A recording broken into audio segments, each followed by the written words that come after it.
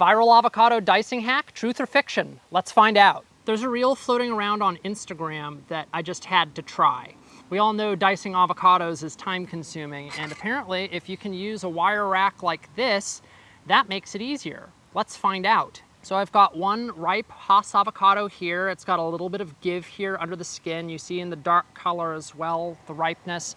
These were grown by a commercial grower down the street from here. I also have one bowl, and I have our wire grid here. Fun fact about the Hass avocado. Avocados originally come from Latin America, but the Hass avocado is a California classic. It was developed not far from here in La Habra Heights near Whittier in the 1920s by a postman named Rudolf Hass. And we'll start cutting it open in the conventional way.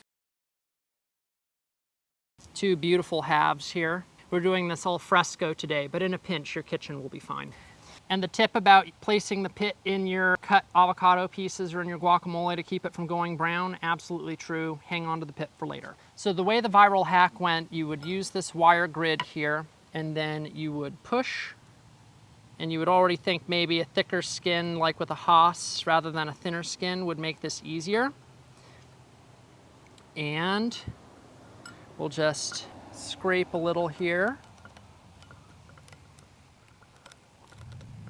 It's always frustrating to leave bits and pieces on the other end of the avocado peel. What do you know? That actually worked really well, and there's barely anything left on the inside of the peel.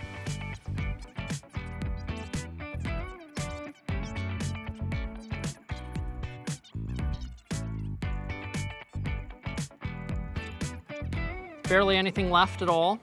And here's the inside of the bowl here. What a time saver. And these are perfect size for like salads or different things like that. Or if you're about to make guacamole. I'm impressed. This viral Instagram hack is OCB approved.